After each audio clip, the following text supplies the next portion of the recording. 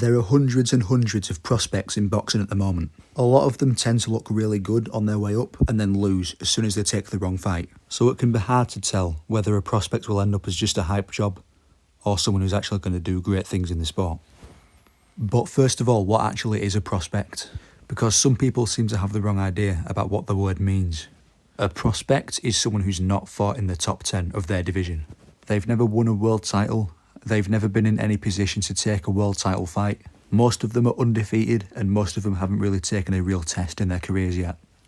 So that rules out guys like Boots Ennis, Virgil Ortiz and Keyshawn Davis because they're in a position to fight for a world title at any time. Whereas someone like Floyd Schofield or Ben Whittaker would be considered as prospects because they haven't fought in the top 10 and they're pretty far from a world title at this point. I want to give a few honourable mentions to fighters who didn't make the list. The first being Xander Zayas, who I think is very good. He's just more of a contender at this point, and I don't rate him quite high enough to put him in the top 10. The second being Emiliano Vargas, who is also very good, very promising, very talented. I just don't rate him quite high enough to put him up there. Some more honourable mentions go to guys like Muslim Gadzhimagomedov, Albert Batagaziev, Dmitry Azanov, Jalil Hackett, Gergen Hovhannissian, Richard Torres Jr., and of course Andy Cruz. Cruz would normally be on the higher end of this top 10 list, but he's more of a contender at this point as of his last win against Antonio Moran. But that's enough introduction. Like the video, subscribe, leave a comment, because our first entry to the list at number 10 is going to be Bakad Jalov. Jalov is by far the most accomplished amateur heavyweight in boxing at the moment. In the super heavyweight division, he's won not just one gold medal, but 2 Olympic gold medals consecutively, 2 Olympics in a row. The first being in the 2020 Tokyo Olympics, the second being in the 2024 Paris Olympics. He's well known for knocking out Richard Torres Jr., having 2 wins over him in the amateurs. Jalolov actually turned pro all the way back in 2018. Like many other Uzbek boxers, he's been prioritising the Olympics over the professional game, which is why he's not been fully committed to either one, which is partly the reason why he's not higher up on the list. But as you can see, he's very quick for a heavyweight, very explosive, very athletic. But to be honest, I don't think his style as a professional will work quite as well as it did as an amateur. Quite similar to Filip Hrgovic, he does throw quite a lot of 1-2s and not much variety there. And because of that, I'm not entirely convinced it's going to make it all the way to the top to the likes of Usyk and Fury. But he will go far, and he's very talented. Our number 9 spot goes to young Japanese prospects Dakira Kira. Kira is by far the least known and also the least proven of all the fighters on this list. Ever since he started boxing at the age of 11, he's been winning national tournaments and international tournaments. He doesn't have any standout amateur credentials like an Olympic medal. The reason I've put him on this list is because I think his fights speak for themselves. Quick shout out to Punch Perfect Boxing on YouTube for letting me know about this guy. I think for certain fighters you can just recognise talent when you see it. Kira is only 17 years old on this footage being shown on screen. If you can't tell, he's the one in red. I think he's one of those fighters who just has natural superhuman reflexes. His reaction speed and punch placement just looks perfect. Especially at such an early age, I think if he just refines all aspects of his game. He's been in the gym working with some of the best Japanese fighters in the lower weight classes like Kazuto Ioka. He had his professional debut a few months ago, which he won by first round knockout. His second fight is booked for later this month, and I can see him being a real force in the super flyweight division. Our number 8 spot goes to Irish boxer Joseph Ward. Ward is actually the most accomplished amateur boxer out of Ireland ever. He's never made it to the Olympics, but he's won an endless amount of international tournaments before turning pro. One of his most impressive achievements being his win over Alexander Kizniak, who in my opinion is the best amateur boxer in the world at the moment. Ward fights at light heavyweight and is best known for his great defensive ability. Ward turned professional in 2019 but lost his professional debut actually at the hands of a leg injury. It should have been a no contest, but for whatever reason it was marked as a loss on Ward's record. But he'd redeemed that loss by beating the same opponent by decision a couple of years later. And since then he's just been tearing through random opponents. What I think makes him good, despite not being really explosive or athletic, is just how technically sound he is. He's got great timing, punch placement, accuracy, finishing ability, footwork, defensive ability. He's got everything basically, he just needs to hurry up because he's 30 years old. Our number 7 spot is going to be taken by Ernesto Tito Mercado. The best way to describe Ernesto Mercado is an offensive machine. He started boxing super early at about 6 years old, and he gathered himself an amateur record of 280 wins and 11 losses. He turned professional at the age of 18, and you can just tell by watching him that he's a natural. He's incredibly explosive, he's always letting his hands go, and his defence seems to come naturally along with it.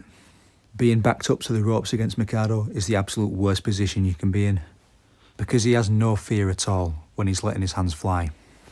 But what makes Mikado so good is the fact that he's not just a wrecking ball. As you can see from the clips on screen, he's very defensively responsible, he's very good at countering, he's very good at maintaining distance, he's got a solid jab, and I think he's the real deal. Moving on, we have our number 6 spot, and that is Colonel Moton. Moton might be the most well-known fighter on this list. He'd already gained a high profile by being taken under Floyd Mayweather's wing, much like Gervonta Davis and Devin Haney before him. I wouldn't normally just assume that he's going to be really good because of that, but Floyd has a really good history of taking really good talents and turning them into future stars. Before turning pro, he had an amateur record of 156 wins and 7 losses. And I didn't think too much of him until I saw his fight earlier this year against Anthony Cuba.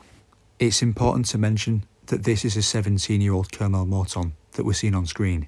To see a 17-year-old fight like this, with this level of fearlessness and this level of ferocity, because the most a lot of boxers will do at that age is some slightly hard sparring in the gym. To see him fight like that, with also a level of skill being displayed at the same time, is very special in my opinion.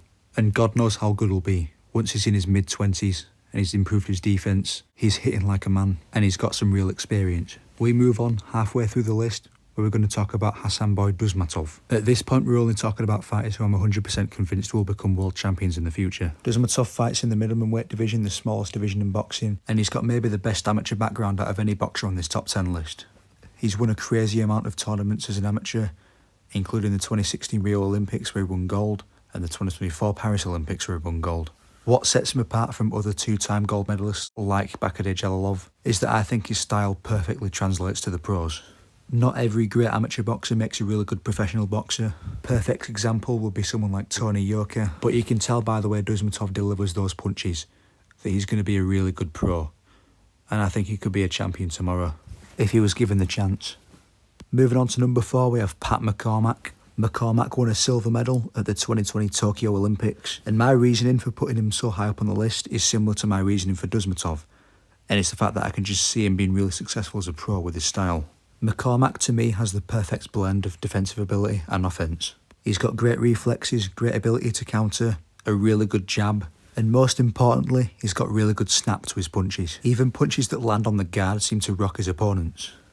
And like I said, he's got the perfect hybrid style where I can see him cutting off the ring and bullying someone, but also being able to stick and move off the back foot effectively. For someone who punches as hard as he does, McCormack's punches also come really quickly at the same time, and all that combined is why I believe in him. Our number 3 spot is given to Rohan Palano. Palano was a decent amateur, but it's clear that he's really built for the professional game. He's 26 years of age, and he's one of my favourite fighters to watch. To me, he's the absolute master of the aggressive counter-puncher style of boxing. Because even though he's standing right in front of his opponents half the time, his opponents also find it really difficult to land clean on him. Because his reflexes are so sharp and his guard is so tight. Lopez and Gervonta Davis, but I don't think they look quite as comfortable or defensively responsible as Palano does while he's doing it. What I also like about Palano is how much he's having fun while he's fighting. Because Palano knows that even though he's right in front of his opponents, he knows that he won't get hit clean, because he knows his defence is that good. Very bright future for Palano. Our number 2 spot is going to go to Abdullah Mason. If you ask a hardcore boxing fan who the best prospect in the world is at the moment, if it's not the next guy that I'm going to bring up after Mason, there's a good chance they bring up Abdullah Mason. I don't think I really need to go into like amateur credentials or anything like that or to tell you how he's good. You can see it for yourself in the footage. He's really, really good.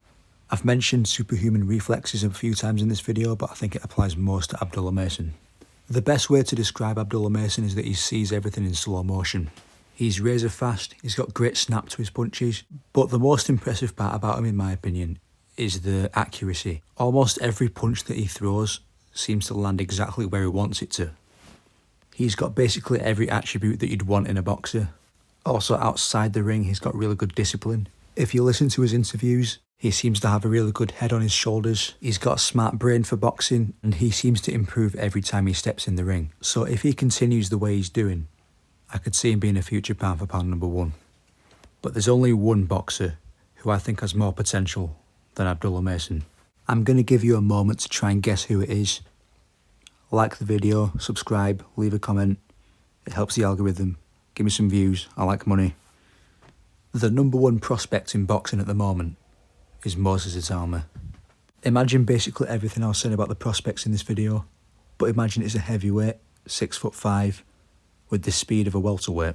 The result of that is Moses Itama. Itama started boxing later than most at the age of 14, so as a result he did not have much of an amateur background. Brief time as an amateur he had 24 fights, all 24 of which he won. 11 of those 24 wins being by knockout, and you can imagine how hard it is to get a 50% knockout ratio as an under 18s amateur, with how heavy the gloves are and how much headgear they put on. So if you look at all of that, combine it with how one-sided all of Itama's fights have been so far, I think it's easy to predict him to become a world champion at some point, maybe in the next 2 years. So that does it for the video. I've said this before, leave a comment, subscribe, like the video. It gives me views. Goodbye.